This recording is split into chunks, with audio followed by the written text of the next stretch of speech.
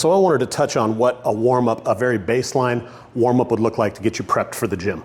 So the first thing I would want you to do is 2 to 5 minutes on a bike, get on the treadmill, brisk walk, just get the blood pumping just to try to get some blood flow, circulation, nutrition through some of your tissues.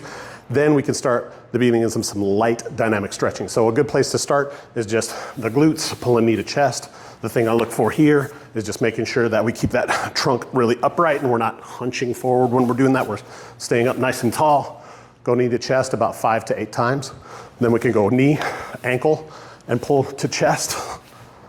Knee, ankle, pull to chest. Really try to get this glute stretched out. Same thing again, we're trying not to hunch to do that. We're staying up tall, pulling knee to chest 5 to 8 times. We can get into the hamstrings and just bend and sweep as we do a few.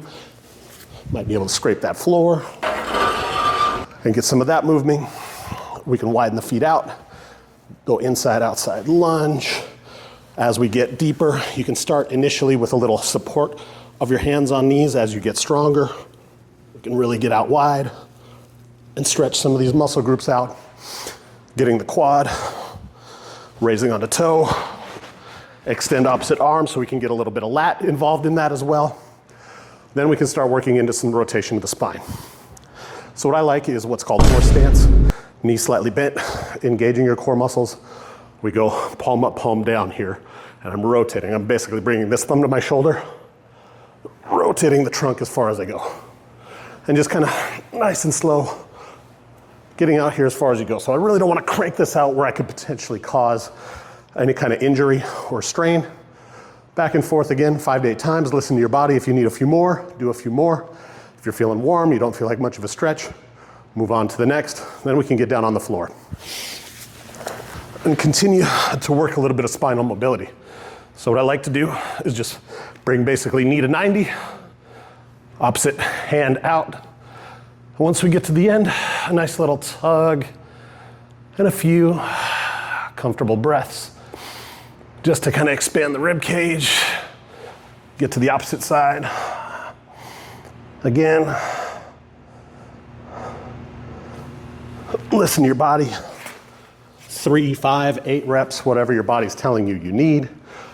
We can get into, depending on how much kind of spinal work we're doing that day, some cat-cow, which would just basically be make sure knees under hips, hands under shoulders, sag, and press up.